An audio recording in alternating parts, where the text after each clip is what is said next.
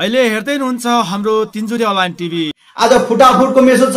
केपी ओली र प्रचण्ड बीच पुरा लुछाफिरी छ। आज देशमा लुछाफिरी छ। प्रचण्डका अनुयायीहरू आफ्नो तरिकाले चिचाइरहेछन्। चिचार सुनिन्छ जताततै। केपी ओलीको अनुयायीहरू आफ्नो तरिकाले चिचाइरहेछन् हैन। यो भनेको बेमौसमी बाजा बजाएर यिनीहरू बेतालमा नाचिरहेका छन्। सम्पूर्ण साथीहरु नमस्कार। म आज पनि देशभित्रकै समसामयिक विषयलाई लिएर आएको छु, जुन एकदमै महत्त्वपूर्ण प्रसङ्ग रहेको छ आजको। र यस विषयको पूरा जानकारी लिनको लागि यस भिडियोको सुरुदेखि अन्तिम समय हेरेर मात्रै आफ्नो स्वतन्त्र विचार राखिदिनुला भन्न चाहन्छु। यिनीहरूले देश र जनताको संरक्षण गर्नुभन्दा पनि आजको यो अवस्थामा यिनीहरूले आफ्नो कुर्सीको संरक्षण गरिरहेका छन्, आफ्नो पदको संरक्षण गरिरहेका छन्, आफ्नो भोलिको भविष्यको राजनीतिको संरक्षण गरिरहेका छन्। यिनीहरूले भनिसकेपछि यो स्वार्थवादको लडाई नभएर, यो स्वार्थवादको यो व्यवस्था नभएर हैन, यिनीहरूले के गरिरहेका छन्? गणतन्त्र र लोकतन्त्रको नाम लिँदा लिँदा हाम्रो मुखै दुखिसक्यो हैन।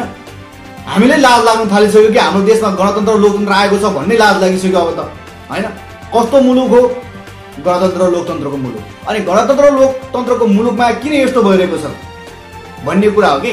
त्यस कारणले गर्दाखेरि आज जुन 2/3 हामीले भोट हालेर त्यो ठाउँमा पुर्यायौं, त्यो ठाउँमा पुर्याएर पनि आज यिनीहरूले यो अवस्थामा चाहिँ देश र जनतालाई चाहिँ भने जस्तो एकदमै संरक्षण दिन सक्दैनन्। यस्तो अवस्थामा, आपतकालीन अवस्थामा चाहिँ देश र जनताको भोग धान्न सक्दैनन्, परेको समस्याले टार्न सक्दैनन् भनिसकेपछि अब हामीले यही सरकारले नै जिउजिउ गर्नुपर्ने हो जस्तो त मलाई लाग्दैन हैन। यही 2/3 सरकारले, वामपन्थी सरकारले नै जिउजिउ गर्नुपर्ने जस्तो मलाई लाग्दैन। त्यस कारणले गर्दाखेरि जनताहरूले अब नयाँ तरिकाले करेक्सन गर्न पर्यो। नयाँ तरिकाले अलिकति आफ्नो दिमागलाई मोडिफाई गर्नु पर्यो क्या। यो दिमागमा अब ठ्याक्क ठुक्क पारेर हैन, यता हानेर दिमागले अलिकति करेक्सन गरेर, मोडिफाई गरेर अलिकति मोडर्न तरिकाले, एकदमै फरक तरिकाले जानु पर्यो क्या। दिमागले एकदम विकास गर्न पर्यो हैन।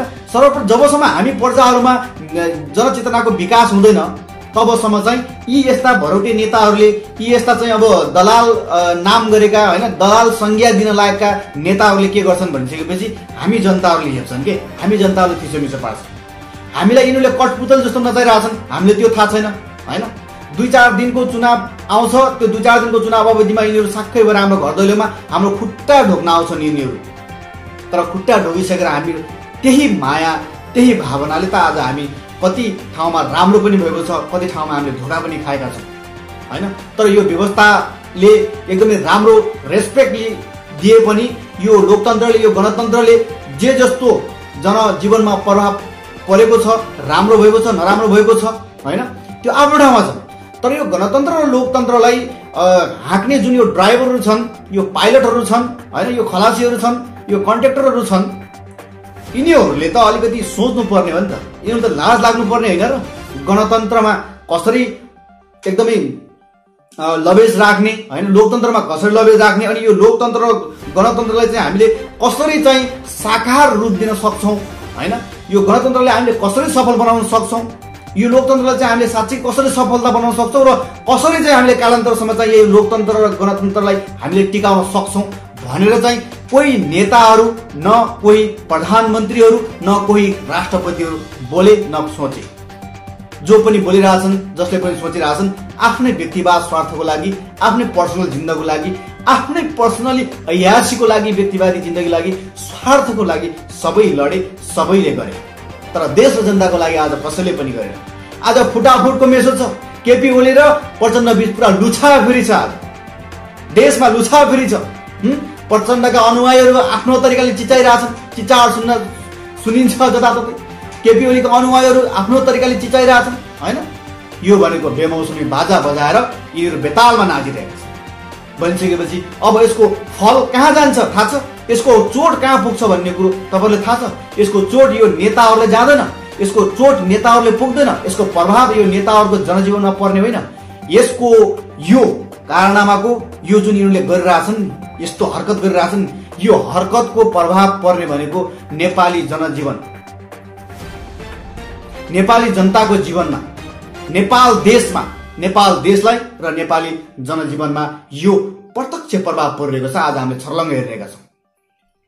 आज मान्छेले विकटको कुरा छोडिदिनुहोस्, काठमाडौँ भित्रै आज ट्याब्लेट पाएका छैनन्, एउटा सिटामोलको ट्याब्लेट पाएका छैनन् हैन, प्यानलको ट्याब्लेट पाएको छैनन्, ज्वरोको औषधि पाउन गाह्रो भइसक्यो। एउटा बिरामीलाई उपचार गर्न पोखरामा एउटा बेड पाइँदैन, काठमाडौँ एउटा बेड पाइँदैन।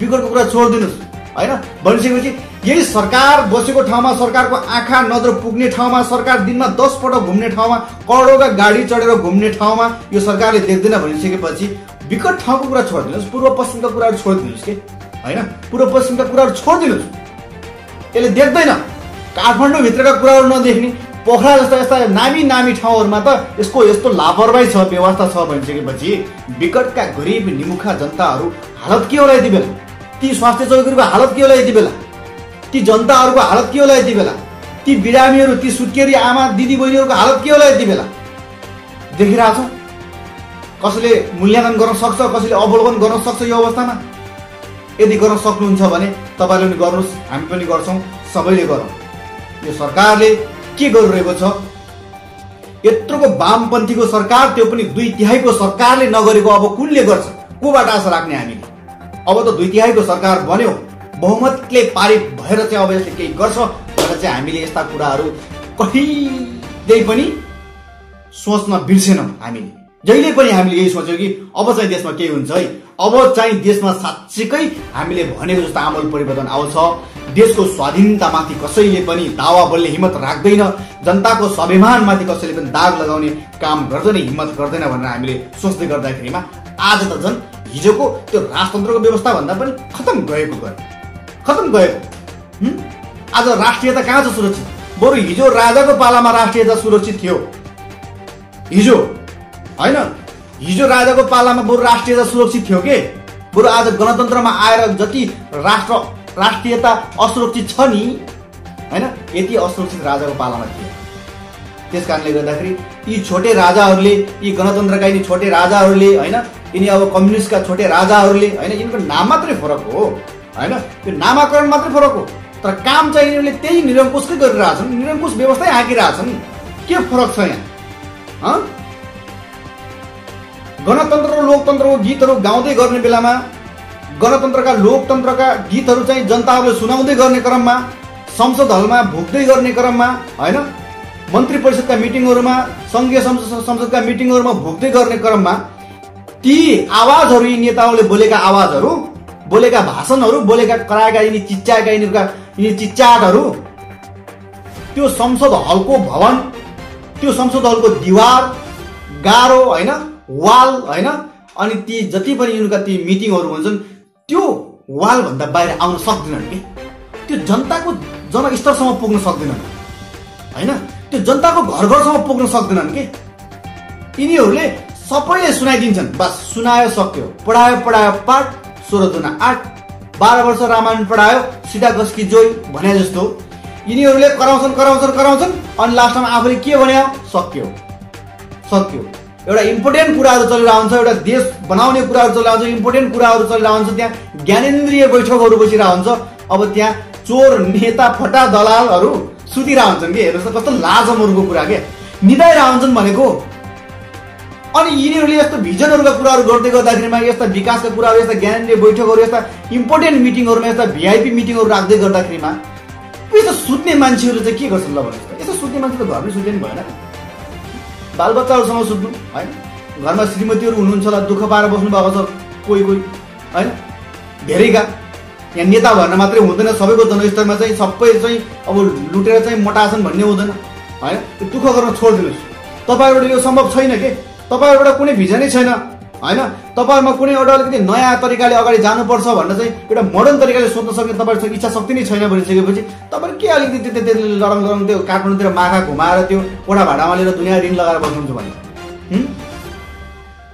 त्यही हो तपाईहरुको पारा आज यत्रोको जनताले चुनेर पठाएका सांसदहरू पनि त्यस्तै मन्त्रीहरू पनि त्यस्तै हैन अनि यो मन्त्रीहरूले बनाएका यिनी सांसदहरूले बनाएका यिनी सबै राष्ट्रपति मन्त्रीहरू यिनी चोर दलालहरू यिनी सबै देश लुट्ने लुटेराहरू हुन् कि कोहीको त्यसलाई छैन नि त कसको पालामा राम्रो भयो र यहाँ हैन पञ्चायतमा राम्रो भएन बहुदलमा राम्रो भएन राजतन्त्रमा राम्रो भएन भन्दै आएर सबै कुराहरू फाल्दै आएर आज गणतन्त्र ल्याएर कम्युनिस्टको सत्ता आउँदै गर्दाखेरिमा खै त आज उस्तै छ त यार के फरक पायौँ के हामीले भन्ने कुरा हो है त्यसकारणले गर्दाखेरि हामी नेपाली जनताहरू कहिले जाग्ने र कसरी जाग्ने भनेर हामीले बाटो हेर्न भन्दा पनि जाग्ने दिन आइसक्यो हैन जाग्ने दिन त पहिले पनि आएको थियो तर हामीले ठिक तरिकाले जागेनौँ के ठिक तरिकाले जागेनौँ हामी आत्मविश्वास कहिले बन्ने हो हामी कन्फिडेन्ट कहिले बन्ने आत्मनिर्भर कहिले बन्ने हैन आफ्नो तरिकाले स्वविवेकले कहिले सोच्ने भन्ने कुरा हो। त्यसकारणले अब ढिलो त ढिलो भइसकेको छ, तर भए पनि अझै केही बिग्रेको छ, अझै समय छ। किन भन्दाखेरि मर्न लागेको मान्छेलाई पनि बचाउन सकियो भने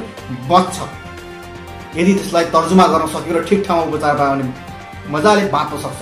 त्यसै कारणले अब आज हाम्रो देश पनि त्यस्तै अवस्थामा छ, देशको व्यवस्था पनि त्यस्तै अवस्थामा छ र हामी नेपाली जनताको जनजीवन पनि त्यस्तै अवस्थामा छ। त्यसकारणले यही बेलामा हामीले यो सरकार विरुद्ध बोलेर सरकारले कि त झकझगाएर सरकारले चाहिँ करेक्सन गरेर सही बाटोमा ल्याउनु पर्यो, नत्र भने यो सरकारले नै लात हानेर अर्को नयाँ निर्माण गर्नु पर्यो कि नयाँ तरिकाले जानु पर्यो हैन। युवा पुस्ताबाट हुन्छ या कसरी हुन्छ, यी हरेक विकल्पहरू छन्। विकल्पहरू तपाईँले खोज्ने हो, मैले खोज्ने हो, आउनुहोस्। त्यसकारणले गर्दाखेरि आजको भिडियोबाट बिदा लिँदै हजुरहरूसँग यही अपेक्षा राख्न चाहन्छु, यही जनआवाज, यही जनचेतना दिँदै आजको भिडियोबाट बिदा लिन चाहन्छु। बिदा लिनुभन्दा पहिले यो भिडियोलाई मन पर्यो भने सेयर गर्न नबिर्सिनु होला। हवस् त, धन्यवाद, नमस्कार, जय नेपाल, जय जनता।